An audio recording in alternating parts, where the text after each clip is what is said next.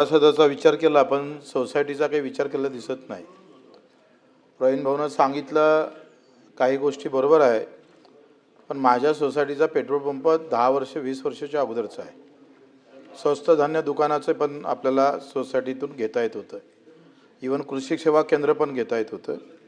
त्याच्यानं आजही मी सांगतोय आमच्या विदर्भात किंवा मराठवाड्यातलं जर पाहिलं जिथं साखर कारखाने तिथं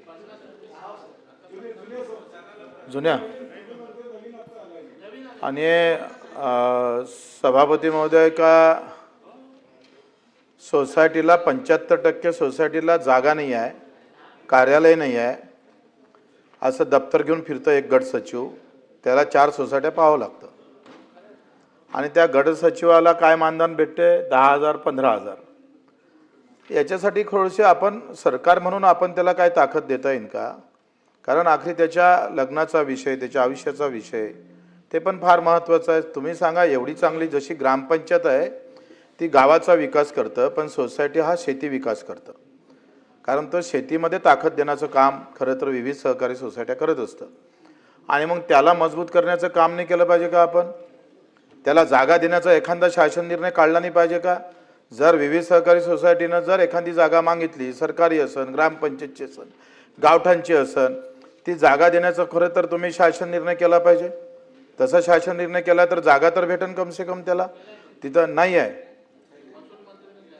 नाही, अजून शासन निर्णय नाही आहे। मी बराच पाठपुरावा केला, मी अध्यक्ष असल्यामुळं मी पण त्याच्यात सातत्यानं आम्ही पाठपुरावा करत आहोत।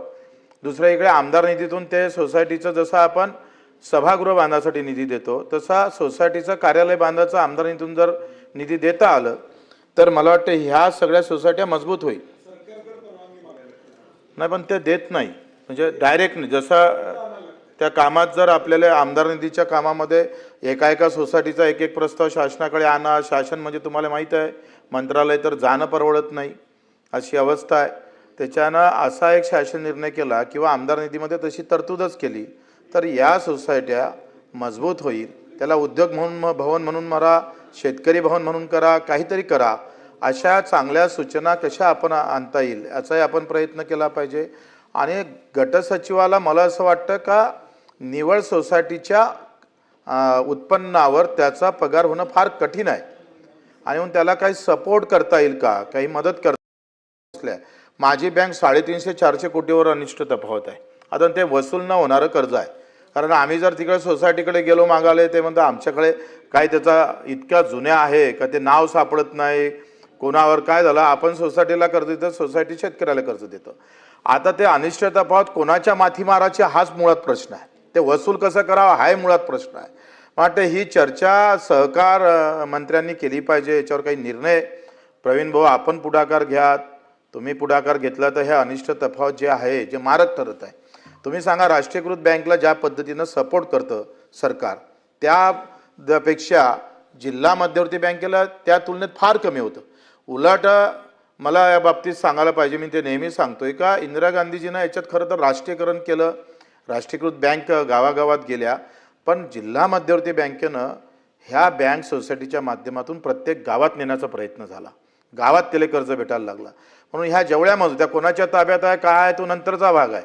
आपण सभासद करून त्याचा प्रयत्न करतोय, त्याच्या मागचा छुपा अजेंडा आहे आपल्याला माहीत आहे का? किमान सोसायटी आल्या म्हणजे बँक येईल, बँक आली म्हणजे मग बाजार समिती येईल, हा छुपा अजेंडा असू द्या, असायलाच पाहिजे। कारण राजकारणी लोकांनी राजकारण नाही करावं तर काय काही गिल्ली डंडा खेळावं का? तिथे ते करणारच आहे, त्याच्यात स्पष्ट आपण म्हटलं पाहिजे, त्याच्याबद्दल काही आमचा वाद नाही आहे।